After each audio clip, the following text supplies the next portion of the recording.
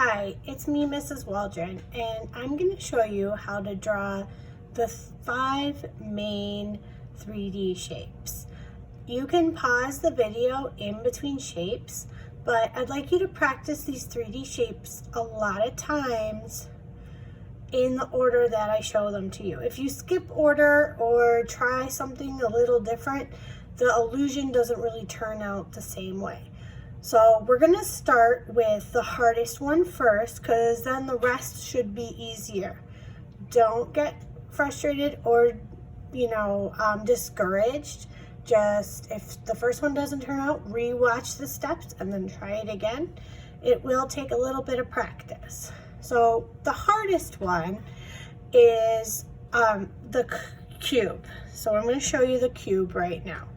I'm going to start over here and I'm going to make 2 dots, and you're going to make yours really light. I'm making mine dark so you can see where they are, and they should be about a finger width apart. See how my finger fits in between them? Then you're going to make 2 more dots, and these ones are going to be 2 finger widths apart from each other and like right smack dab in the middle of the other 2 we just drew. Now we're going to connect these to make a squished diamond. So we're going to add diagonal lines, and this is going to make a squished diamonds. Now, I know there are other ways to draw cubes, but this way is the most useful way so that you don't have to do a lot of erasing when you're drawing a solid shape. The next step is to draw 2 straight down lines. Don't go crooked with these lines or the illusion will be broken. And they should be about the same length. We're almost at the end already. Can you believe it? Our next step is to make this one, and this one's key, very, very important. We're going to make this last straight line for the corner of the box longer than the other 2. Do you see how it's longer? That is called foreshortening, and it's very important to get your illusion looking the way you want it to. Then we're going to just copy that same angle that we did up here. We're just going to connect these 2 lines and then connect these 2 lines. And we have ourselves a great cube. We're going to move on to the next hardest one, and this is the sphere.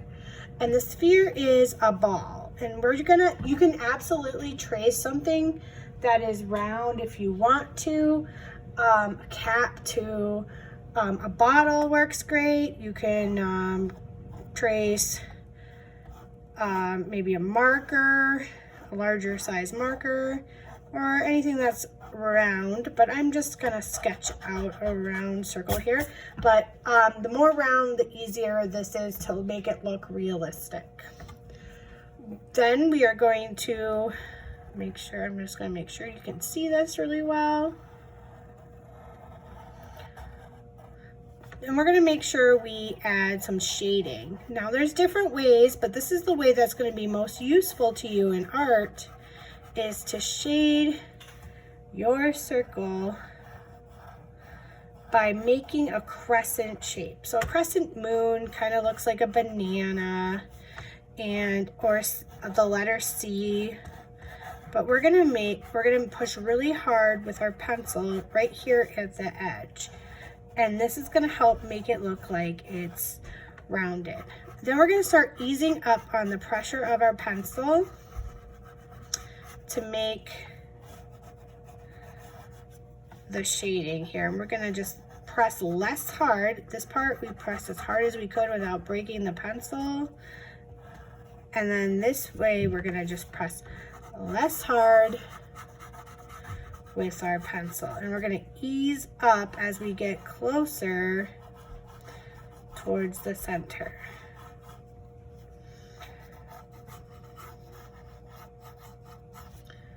And just kind of ease up.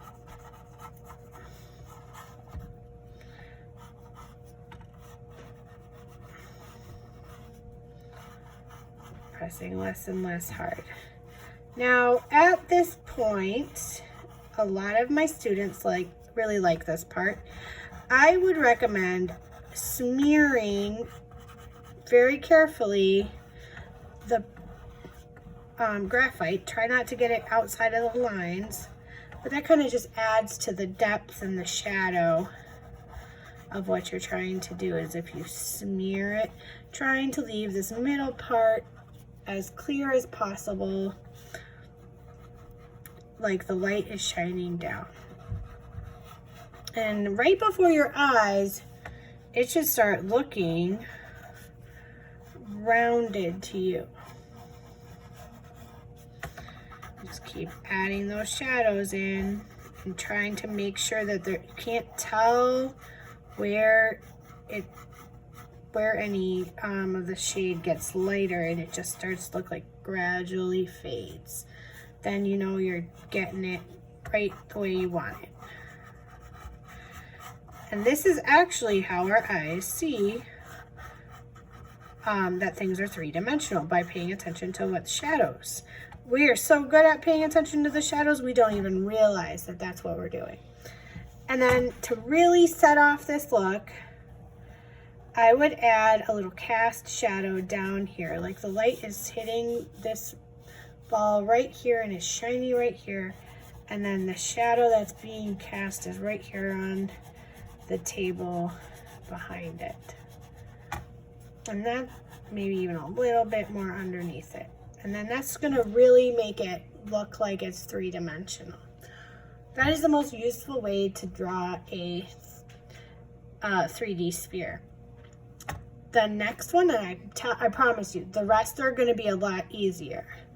The next one, we're gonna do an upside down V,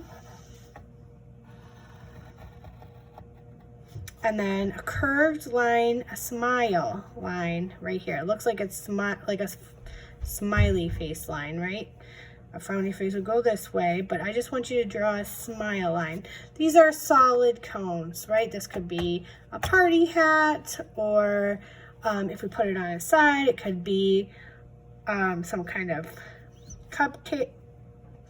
I don't know what it could be. It could be something on its side, or we can make an ice cream cone by going like this and then adding the smile line here, and then it's an empty ice cream cone that we can see the bottom of. So when we can't see the bottom of this one because it's on the table. This one we can see the bottom of because it's up in the air.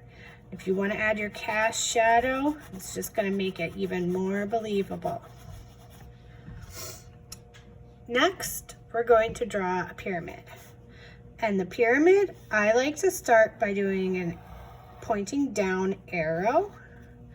And so we're going to draw an arrow just like this. And then we're going to do a diagonal line to this top line and a diagonal line to the top line here. And you have yourself a pyramid. If you want it to be fatter, you would just extend these like this. And then the pyramid looks fatter or wider. All right, we're moving on. We got 1, 2, 3, 4. This is our last one. And it starts out a lot like the cube with 2 dots. And about 2 fingers apart.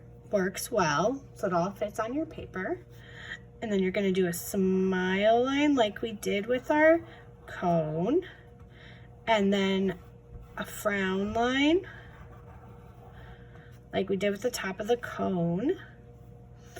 And then we're going to do 2 straight lines down like we did with our cube. And this kind of pulls the lesson all together.